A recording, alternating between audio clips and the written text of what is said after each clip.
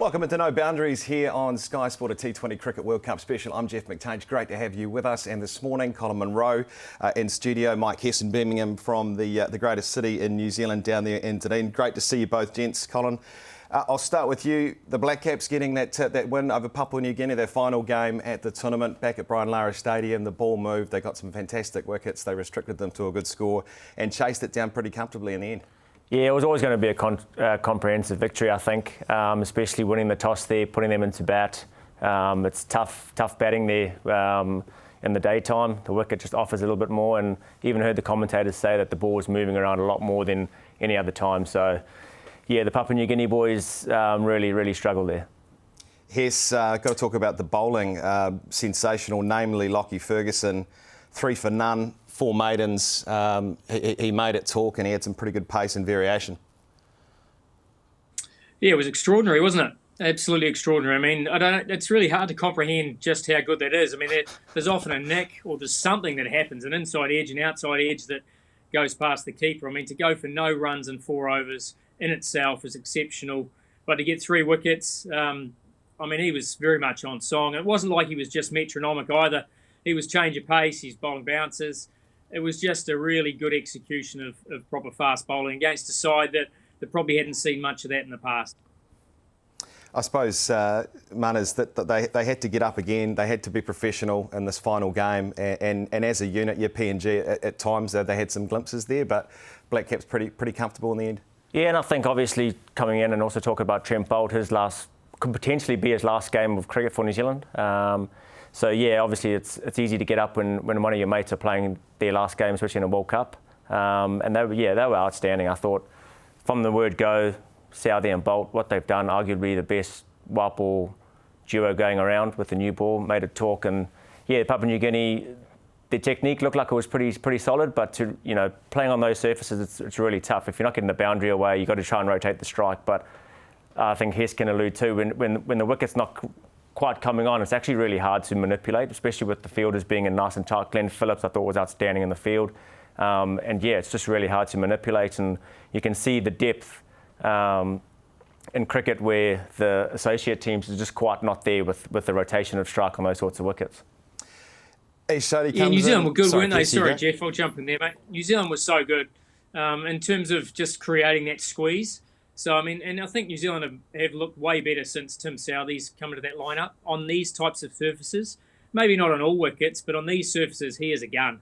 And if there's any sort of swing, you get Boult and Southee together. And they're still, sure, they might be down a little bit on pace from when they were at their prime, but they're still incredibly effective. Ish Sodhi came in for Jimmy Neesham, Colin, and I suppose a couple of wickets, but probably not where we might have expected him to be. Yeah, I'll take that one on the chin. I've been asking for Ish Sodhi to be playing from the start of the World Cup, but yeah, it's probably tough. It looked like it's like us coming into our first game when you saw some of the players that haven't been playing cricket and just seeing that they are a little bit short of a gallop. And yeah, he just looked at it today. He still spun the ball, but just his consistency wasn't quite there. Just on PNG here, so obviously you've coached a team like Kenya in the past. I know things have come a long way since then, but what have you made of their progress? How do you see them maybe progressing in the next 2 or 3 years, heading into another tournament, and indeed the rest of, I suppose, the associate nations and how they're kind of tracking collectively? Well, I think it's going to take time. Excuse me. And I think their game against the West Indies was so impressive. The fact they really put the West Indies under a lot of pressure in that first game. And I guess that gave us hope that they were going to continue to do something like that throughout the rest of the tournament. They'll be gutted with that loss to Uganda. I mean, that was probably their big game and that one that they were hoping to get over the line. But as Munn has alluded to, they were able to spend time at the wicket from a batting perspective, but being able to do that and generate a strike rate against high-quality bowling takes time and exposure. And that's what the associate nations need. I mean, they're not associate nations anymore, but those nations that just haven't had that type of exposure to the top sides, they just need more of it. And that's why I really like a 20-team tournament. And sure, there might be 1 or 2 tournaments where, it takes a while for them to close that gap and we get the odd one-sided game like we had against Uganda. But they've also caused some real surprises as well. I mean, Nepal against South Africa, I mean, it was, within one ball of causing a major upset against one of the tournament favourites. So that's all you need. That's all you need is one of those sides to turn over another one. And look, I just love seeing the emergence of these new nations. Just quickly on the batting performance, just want to touch on that quickly, Colin, with the Black Caps and Devon Conway. He scored 35 of 32 today. Continues to improve and just needs more cricket. But we're seeing that. We saw that today. Yeah, well, he's a class player, and yeah, it's shown that obviously he needs to be playing more cricket. Unfortunately, with an injury, he wasn't. So he sort of came into the tournament underdone. But he's world class. He's shown over the last 6 months to 12 months hasn't been as high scoring as you would have liked, but you look at his stats all the way through in every single format, he's world class. So to see him come and do what he did today, hopefully that just bodes well for what's coming up next for him. And here's just on Glenn Phillips, GP. I know that in top 40, I think at this World Cup there are no Black Caps batsmen, but he's 43. We know what he can do in the field. We know what he's doing with the ball lately as well, offering that up as well. So heading forward for this New Zealand team, he sort of looms as a crucial key part, doesn't he? Yeah, look, he does, and he also bats in one of the toughest roles. You know, being a finisher in T20 cricket is incredibly difficult. So to get any form of volume of runs and, you know, consistency of performance is very difficult. But, you know, he's played a lot in the CPL. He certainly showed that because all the different grounds he was able to adapt and at least looked like he had a method that could be successful. So, look, I see Glenn Phillips as being a huge part moving forward, and also with the ball. You know, between him and Michael Bracewell, they'll have a bit of a battle, I think, for that spot middle order. You know, can they fit both of them in? Potentially they can in some conditions. But, I just think he's probably one of the bright lights along with the bowling attack from this World Cup. One of the bright lights for the Black Caps over a number of years, Trent Boult. It was his last T20 World Cup, his last game of T20 international cricket. And we'll talk about the great quick after the break here on No Boundaries.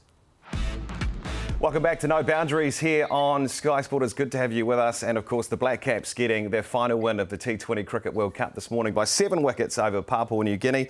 And a man who was amongst the action in the wickets is Mitch Santner, who joins us from Brian Lara Stadium. Good to see you, Mitch. Congratulations on the win. You picked up a wicket today. I know it hasn't been the tournament that the team would have hoped for in terms of progressing deeper, but nice to finish on your own terms with a pretty comprehensive win this morning. Yeah, I think that's what we kind of talked about. Going into these last 2 games, we still wanted to, do our things, hit the ground running, and still another game for your country. So, yeah, obviously nice to get these two wins here, but I guess the damage was done in the first 2. Yeah, Mitch, Manage here. How you going, bud? Hey, bro. Just a quick question. Obviously, don't want to talk about what's gone. I just want to talk about your own performance, because you've somebody that stepped up numerous times in the black jersey, but you must really enjoy bowling in the Caribbean. There's a bit of spin, bounce. What do you have to do differently to bowl in the Caribbean than you do sort of, say, back home here in New Zealand? Yeah, I think we found throughout this kind of tournament, there has been a little bit of spin. It's been a little bit up and down here in Trinidad. But I guess with the Caribbean, it can spin and it can get quite wet at times as well. I remember the CPL we played there last time. Felt like every game you're bowling with a wet nut. But yeah, nice to a day game here is always nice to see a little bit of spin. Yeah, Mitch here. Obviously, a few days ago we heard about Trent Boult making a statement about this being his last game. You've obviously played with him for a long time with the ND and with the Black Caps. Have you got a couple of memories, whether they be on or off the park, that sort of spring to mind that sort of could give the viewers a bit of an insight into who Trent Boult is? Yeah, I think, like you said, he's been an outstanding player for a long time. Obviously, everyone sees what he can do on the field, and I guess off the field, it's always nice to have story time with Trent. We know he fabricates a little bit of his stories. He adds a bit of GST, but he always gets the guys going with some of the stories. Probably can't give you all the insights to all of them, but he's been an outstanding man off the park. And he's always done, the things his way. He's always been very confident in the way he kind of goes about it, and it's kind of showed, on the field. So I guess his last game in this World Cup to, get a win from him. With Trent, obviously, announcing this was going to be his last World Cup game, there's probably a few more boys in that boat. So where do you see this group like sort of moving forward? Yeah, I think it'll be an interesting one coming up over the next this kind of group we've had, around that similar age. Obviously, there's a few older boys now. But yeah, I think, this kind of little period we've had for New Zealand's been very good. Obviously we've had a few World Cups where we haven't gone, I guess, all the way, but we've been close, and it's been a good, nice little run. So, I guess with the Cups coming quite quick and fast, in the last kind of few years, it's been nice to get a little bit of momentum into those. And I know we've got another one in 2 years' time. So it could be a different group. It could be, a similar group. So I think we'll have to wait and see. And, I think there's a few boys. I guess those kind of Pakistan tours we've been on have, kind of been nice for some other guys to get a bit of a go, kind of stepping into these games, depending on, I guess, who's available. Just finally, Mitch, you alluded to it there. This team has had a lot of success over the last 6 or 7 years. I don't think you've missed a World Cup semi-final since 2015. So having said that, when you take this experience into account, what does this do for the team, the younger guys in the team as well, and the group as a collective moving forward? The fact that you've missed out this time, what sort of fire does that light under you? Yeah, I think going into this Cup, with the squad we had, we thought we had a pretty good chance, but we always knew it was going to be a challenge. Those kind of first 2 games, Afghanistan, on a kind of spinning wicket, it was always going to be a challenge, and I guess West Indies know these conditions inside and out. So it's obviously very disappointing not to at least win one of those and kind of progress through. But yeah, I think as a group now we have to kind of reassess, see. Take our learnings from this tournament. Obviously not a great one for us, but moving forward, going into, I guess, the next World Cups in India, we've played a lot of cricket there, had some success.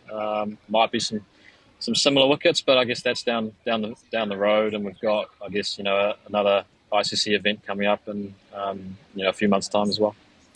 Hey, thanks very much for your time, Mitch. Congratulations on the win today, and travel safe back home with the team. Thanks, mate. Mitch Santner joining us there from Brian Lara Stadium, where the Black Caps have won their final game of the Cricket World Cup against Papua New Guinea. We'll take a closer look at the great career in T20 cricket of Trent Boult after the break here on No Boundaries. Welcome back to No Boundaries here on Sky Sport. We're, of course, talking the Black Caps' final game of the T20 Cricket World Cup, where they've beaten Papua New Guinea by 7 wickets. Brian Lara Stadium, Colin Munro, Mike Hesson with me, Jeff McTaich in studio. Guys, it was the last game of T20 international cricket for one of the great New Zealand cricketers who, Colin, you've played with, Hess, you've coached for a very long time as well. Trent Boult, amazing career, without question. 2 wickets today. We got to see Hess, his ability to swing the ball, particularly in that last game as well. His partnership with Tim Southee. There's so many places we can go with this. Where do you start with Trent Boult as a player you coached and a guy, I suppose, from a younger age that you saw progress into really a world-class seam bowler? Yeah, I mean, you look at it overall, it's been an exceptional career in all formats. So the fact he's not going to play another T20 World Cup, we will wait to see what that means in terms of any other form. But look, he brings vibrancy to the group. Let's talk about the sort of off the park. He is a vibrant character. He's a guy who has innate sort of sense of confidence in his own ability. He is a guy who wants to win games for New Zealand. He's the guy who, when the game's on the line, he wants the ball, whether it be with a new ball or even at the back end. And that back end part of his game has certainly improved since when he first started, where pretty much he was a great new ball bowler and then there was a big drop off. But he has the reason why he's become world class is those two have come closer together, and he's now renowned as a very good death bowler as well. But top order wickets is what defines Trent Boult and what has defined the Black Caps' performance. Him and Tim Southee have made an incredible duo. The fact that you've got a left armer, a right armer who swings the ball the opposite ways. Just about every ground New Zealand plays on has a cross breeze. So the fact those two complement each other just brings a real attacking weapon to the New Zealand lineup, which hasn't always been there. To try and get that combination right is so good. But I'll just miss his cheeky smile, that effervescent sort of look of, he's up to no good. And some of those catches that he's taken that we could do a highlight reel of some of the ones he's taken. He's taken some speckies that we could all remember. I can remember at least half a dozen, as we're talking now. So, just a great team man, a great competitor for New Zealand, and one that will be sorely missed. That's for sure. Yeah, I'd jump on the back end there. Just a great team man. He plays, when you're a young kid and you play with a smile on your face and you just play for enjoyment. Trent Boult's doing that at the highest level. You can see him. He's joking around. He's batting. He's facing Mitchell Santner. He doesn't want to be out there, but he's got the flamingo going, and he's just having a great time doing it. And yes, you can be that free when you're world class like he is. But the way he's evolved his game, even he said, like he just doesn't rely on swing anymore. He's over the last 18 months to 2 years or three years, he's been working on the knuckleball, and that's coming out really well, getting him wickets in the RPL wherever he's going around the world. So. Yeah, he's still developing. I'm saying he's still developing. He's still working on his skills, and that's the most exciting part. And I know, playing with him was awesome. And to obviously, I know Gert will be sitting back in the mount with the kids, being feeling really proud of what he's achieved in the black jersey. But hopefully, it's not the last time we see him. But yeah, time will tell. Yes, just before Trent Boult's career rocketed into stardom with Tim Southee, Shane Bond was there, and really, I guess a big part of that generation of Black Caps was having some fear factor in your side, and someone who opened the bowling with that kind of searing pace. Was that something that Trent started to bring as time went on, and was that crucial to the way the Black Caps have played over the last 5, 6, 7 years, that fear factor at the top with the ball? Yeah, I mean, he did it a different way, didn't he? He did it through sort of his skill. He had that little purple period sort of around the 2015 World Cup where he was quick. He genuinely swung the ball at pace, could bowl a really good bouncer. And he had enough skills to not only create some fear in terms of getting out, but he actually had that fear factor in terms of if you get this wrong, he could knock you over. So he was, he also, even from the time he first came on, he did puff his chest out, and he did have that confidence that not all Kiwis do before they become world class. Muna's alluded to the fact that obviously he is a world class player, but he showed that before he was, and that probably helped him bridge that gap and become as good as he did as quickly as he did. So, yeah, just a high quality player, and going to be incredibly tough to replace. I mean, not only his work with the new ball, but that left arm angle that. There doesn't seem to be too many people in New Zealand just jumping out of the skin to take that spot. Marnus, who do you think? I mean, Ben Lister's talked about, there's others in the mix too for New Zealand at the moment, but as Hess said, how do they replace Trent Boult going forward? Who do they look at to fill that void? Well, it's tough. I don't think there's anyone even close to Trent Boult. I know Ben Lister. I've played with him at Auckland. He's shown he can do the job. I know he's playing over at Nottingham at the moment, and he's doing really well, but it's a different level playing county cricket to international. So, yeah, it's going to be it's interesting, but it's going to be exciting. I think that we try and find. I think New Zealand went through that patch where we're going through trying to look for fast bowlers when there's Nisham when he was younger, and Lockie Ferguson, and I know you see where Lockie's got to with his pace. So maybe we need to try and do that again and see who's coming through, because I know there's the likes of Kyle Jamieson. Obviously, he's injured at the moment, but he's going to come back. Matt Henry's evolving. He's going to be there for a few years. We've got Will O'Rourke, who's shown with raw pace and bounce. Ben Sears, who's over in there. So I think there's a little bit of depth that we get there, but that left arm option is just not quite there. I just want to talk really quickly, guys, about the contracting system. Obviously, Trent Boult left his contract with the New Zealand cricket a couple of years ago. Manas, you've played all over the world in T20 cricket. Is it time now, do they need to start having a serious look about how this works with guys that want to play in these competitions abroad so they can still come and represent New Zealand on the high stage? Yeah, I think it's easy for me to say. I'd be interested to see what Hess says. But for me, I think, when you look at how New Zealand cricket, they don't want to franchise our Georgie Pie or Super Smash, whatever it's called at the moment. It's not a big tournament. We don't get overseas players to come in and rub shoulders with our young guys coming through. So, I would really enjoy to see someone like maybe a Finn Allen or whoever try and play in the Big Bash, or go over and play in the ILT20, get experience in those conditions, or go and play in the South African League. Because, like Hess alluded to earlier, you can see Glenn Phillips just looks a class above the rest of the batters because he's played in the CPL for 4 or 5 years, and you can see it. So you go and play in those conditions and come back. So I don't know how you can try and find it. Hess might have the answer, but sort of have that like hybrid sort of contract in terms of having, like Trent Boult had over the last year or two, where he's been able to go and play franchise cricket, but he's also, when he's available, can play for New Zealand. So, yeah, it'll be interesting to see what you say here. Well, and that's a good point, Manus, and that's what a lot of other countries are doing, is they're looking at it and going, hey, the landscape has changed. So because of that, we need to look at modifying our contract system. And New Zealand Cricket have only recently signed a long-term contract. So I guess by doing that, they are a little bit stuck in terms of what they've got to do, but I'm not sure it's fit for purpose anymore. And I think it's something that they do need to look at. And certainly going back to the domestic T20 competition, I mean, that needs to be looked at. I mean, I've heard that that's a development tool. It's not a development tool at all, because it's just a step above club cricket. You're not rubbing shoulders with players that are the best in the world. The Black Caps very rarely play. It's not doing what you would like in terms of trying to bridge that gap. So I can understand first-class cricket, absolutely no overseas, even one-day cricket, but T20 cricket is a chance to actually grow your game, get used to playing against better players. Yeah, well said, Hess. And of course, the contracted players list will be announced shortly. Colin, thanks for your time in studio. As always, gents, that is our show, No Boundaries, for another week. We look forward to the rest of the T20 Cricket World Cup and, of course, the Super 8s. Catch you next time here on Sky Sport.